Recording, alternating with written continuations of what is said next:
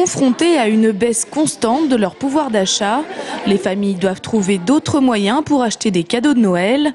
Par souci d'économie bien sûr, mais aussi de recyclage, les bourses aux jouets connaissent un succès grandissant, comme celle du quartier des Courtelines à Tours. C'est pour éviter que les jouets dorment dans les placards, c'est pour que d'autres enfants les utilisent. Et puis voilà.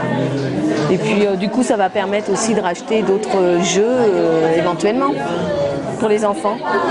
Ça fait plusieurs années que je viens et je suis très contente. Je trouve toujours quelques jouets pour mes enfants, toujours en bon état. Et c'est financier parce qu'on trouve vraiment des jeux à rien du tout. Et puis ça permet de dépanner les gens, ça permet de recycler aussi.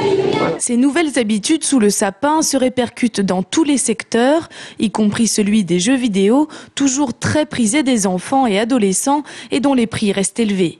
Dans ce magasin de Chambray-les-Tours, le rayon des occasions représente environ un tiers du stock. Tous les ans, ça augmente un petit peu, de plus en plus de cadeaux de Noël sont faits en occasion. Et cette année, encore plus, on sent que l'occasion a repris encore une bonne part dû au contexte économique un petit peu tendu. Et la morosité, je dirais, un petit peu actuelle des choses, ça a permis aux gens de retrouver, qui ont un budget plus serré, de retrouver quelque chose plus dans leurs moyens. Pourtant, l'envie de la dernière nouveauté est parfois la plus forte. Et si les parents cèdent, le réflexe de l'occasion est déjà bien intégré chez les enfants. On part plutôt sur une console neuve avec les propositions de Pâques qu'ils font pour les fêtes.